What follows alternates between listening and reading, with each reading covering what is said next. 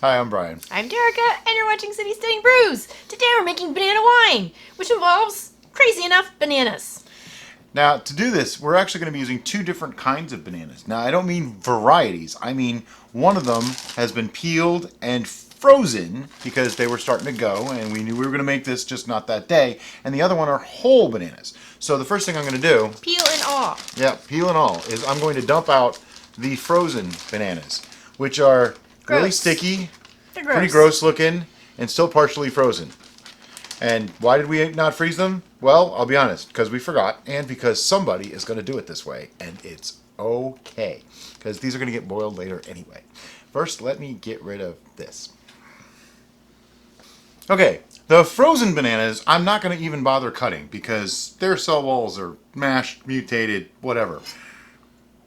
These guys, however, I'm just going to cut into odd slices, like this. What he's attempting to do is increase the surface area. Yep, exactly.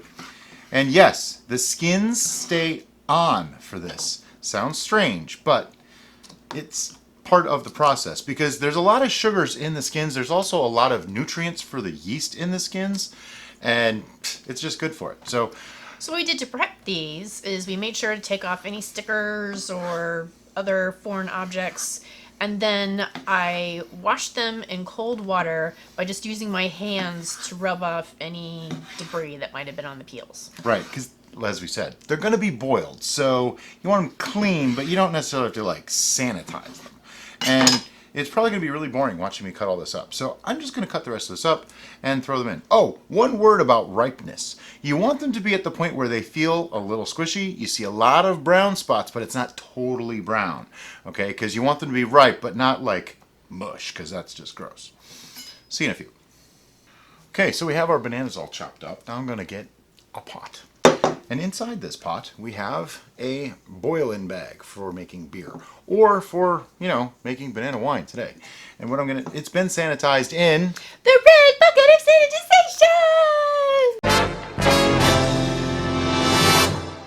sanitization! Funny thing about that, we leave that in, people get angry at us and tell us, oh, I like everything about your videos except for that turbos animation. We leave it out and people give us a hard time that we didn't have it. So you know what? You'll see it sometimes and sometimes you won't. We're keeping you on your toes. So there. Anyway, so I have a boiling bag and I have it in here. And I have all of our bananas. Now, if you're wondering how much bananas, it's about 3 pounds altogether. I think it was like 3 pounds and an ounce, really. And about 1 pound of that is the frozen stuff. The other 2 pounds is the fresh bananas. And all I'm going to do is I'm going to seal up this bag off the handles. And I'm just going to kind of mash it around. This is nasty. I have to admit, this is gross. I really am not enjoying this at all. But it needs to be done for science. So I have to be honest. I have actually made banana wine once before. I used a slightly different process. I think this is an improved method. I gave it some thought. I did some research, looked around, and found out a few different ways to do this. What I did the first time was I made the banana tea, but I didn't do it in a bag. And it made a really messy must. It was very cloudy. It was gross. It was really gross looking. I also didn't use the skins the first time, and I think that might have been a mistake. Now, that wine is aging right now, and it actually tastes pretty darn good. You might see it when we do the tasting for this one, just as a comparison. But what I'm doing right now is just kind of breaking up any of the solids. This is... Those of you that have watched our videos before know that I have a thing about my hands getting sticky. Well, this is about as sticky as my hands get. And it's very cold, too, because the frozen ones were still partially frozen. But like I said, that's not really a problem. The problem is that it's sticky. But they are squished up pretty good by now. Yeah. And it's okay to mash them around because we want to get as much out of it as we can. We're actually going to make a banana tea. Okay, so our whole house is going to smell like bananas, which is actually really cool. When I made this the first time, the whole house smelled like bananas. This is a very simple banana wine in that there's not a lot of extras or adjuncts going in. The skins will provide a little bit of tannin and nutrient, and the bananas themselves are very sweet. It's one of the sweetest fruits out there, so they provide a lot of the sugars for it. We are going to be adding some sugar to this just to raise the ABV level. Let me go wash my hand. Okay, so now that I've mashed this up, just show you. See? Mashed bananas. I'm going to tie this guy off just with a loose knot. I like the ones that have this, like, what do they call it? Where you can slide it. Oh, the cinch. Drawstring. Drawstring. That's the word. Drawstring. Word of the day. Drawstring. That way I can just tie off a little knot like that and then throw the whole thing in here. Good to go. Now, if you can grab me that pitcher of water, please. We are going to boil this. So it's kind of like when you boil a beer, right? Except that we're extracting all the sugars from it, but not because of any enzymatic reaction. It's just going to be... Are we measuring water? There's about a gallon in here. It's not ultra critical because we're going to make a 1 gallon brew. So really I want probably more than a gallon of water, but let's start with 1 gallon for now for the boil. Some of it's going to evaporate. And that's okay, because we'll fill it up later when we put it into the fermenter. So, there's our gallon of water, bananas, and this is going to go onto the stove and boil for, I'm going to say 30 minutes. At the end of 30 minutes, we'll be back. Alright, so we brought this to a boil. We let it go for about a half an hour, then we turned the heat off and let it sit for a couple hours until it cooled to... Well, it's slightly over body temperature now. It's probably about 102 degrees, which means it's safe for us to continue. And how are we going to continue? Really, really, really simple and a little bit odd. What we're going to do is get this into here, but we're going to keep that bag as well. Why? Well, because there's still some sugars in there that didn't quite come out. So what I'm going to do is get this bag out of here first. Doesn't it look so wonderful and appetizing? Look at that. It's like dishwater. This is just the most gross looking brew as it's being done. And what we're going to add, we have some golden raisins, and Derica chopped them up for us, 2 ounces, and we're going to add them to the bag. That way we don't have to worry about the mess later on. Makes life a little bit easier. People have been giving me a hard time because I didn't use bags for a long time. I didn't because I don't like how much space they take up, and they're just kind of a pain.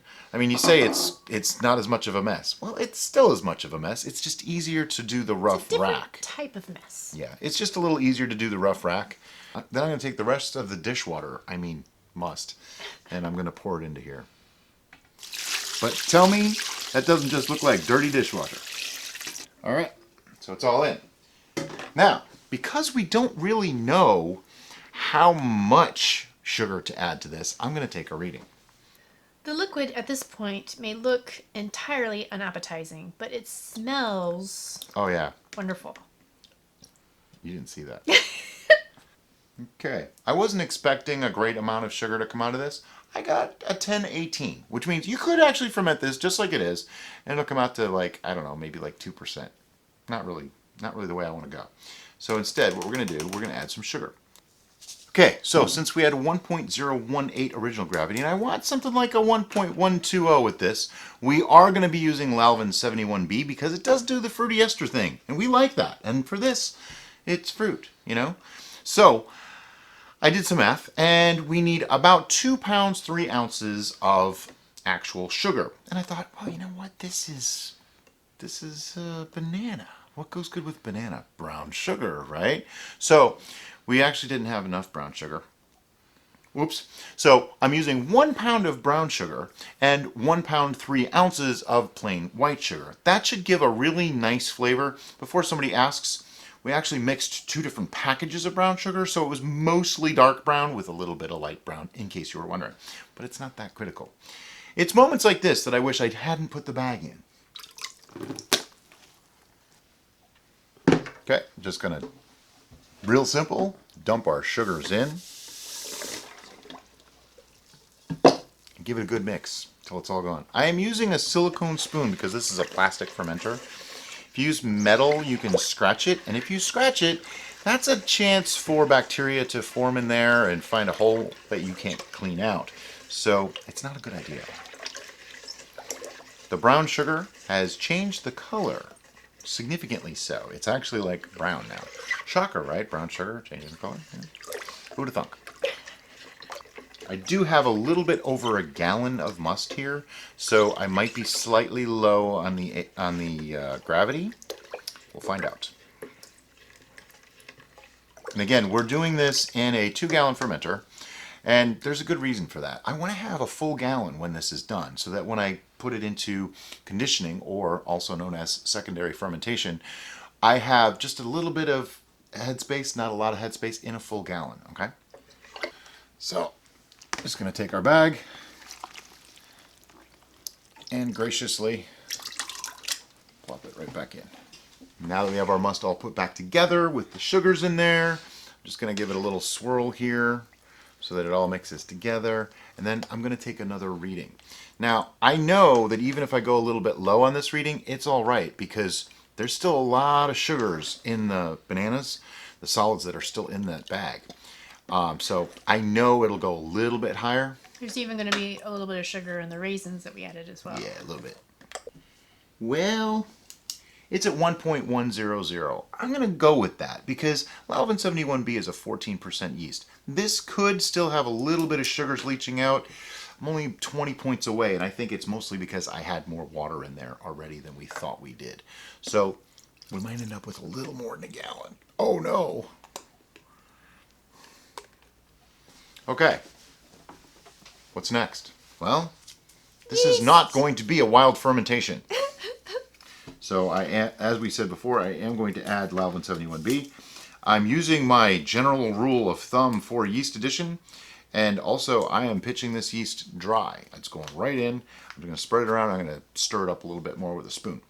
But my normal rule is up to 3 gallons, use half a pack. Over 3 gallons, use a whole packet. At 3 gallons, your choice. So since I'm doing 1 gallon, roughly, half a packet. So it's an open one. Somebody always says, how come you always have open packets of 71B? Because I make a lot of stuff. We make a lot of 1 gallons. We do make 1 gallons on purpose. A lot of people have been asking, oh, can you make a bigger batch? Well, here's how you make a bigger batch. You want to make 5 gallons of this? Multiply everything I did by 5. That's it, except the yeast. That you just want to use a whole packet.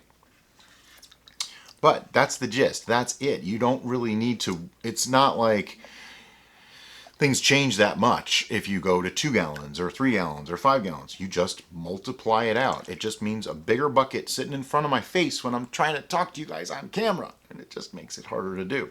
Now, because there is a bag in here and it's going to float a little, this is a swirler. This is one that we're going to have to swirl every day at first until we get that bag out of there. So probably for the first week, I'm going to give this a swirl every day, which is not a bad idea to begin with anyway. It keeps everything active and moving around. Now, if you notice, I'm not being super gentle with this. That's because I don't mind a little oxygen in my first brews. People get confused on this. There's a lot of people out there saying never get oxygen into your brew, which is only true once primary fermentation is underway, okay? Until then, the yeast actually needs a certain amount of oxygen to build up a colony to start fermentation, because the yeast I put in there is not what's going to end up. It's going to go many generations and build a huge colony. Probably hundreds of times more yeast will be in this when it's done than are right now. And you need that, because with just that little bit of yeast, it's not going to be able to do much of anything. So, this is mixed up pretty good. Poked it around a little bit more. You can hear it, right? The sloshing. This goes back into turbos. Lid goes on. And we're going to add our airlock to this. And we filled it with sanitizer water. I don't recommend using plain old water. I definitely don't recommend using rubbing alcohol or anything like that. If you happen to have a cheap distilled product that you don't like we had this really crappy it's not bourbon, really crappy scotch that I don't like. We use that on occasion too. You put that in there. That will help let the gases escape, and it keeps bugs from getting in. We do have videos on how to use airlocks and stuff like that. So, right here and in the description. What's going to happen now? Well, that's a really good question. This is going to go probably over here somewhere because I have no more room under my desk and these buckets are big. But in that time, I'm going to give it some stirs. Between 2 and 4 weeks, that bag is probably going to come out. We're going to drain everything out. You'll see that in a video, though, so there's no point in me telling you everything about it right now. In the meantime, thanks for watching, and have a great day. Bye-bye.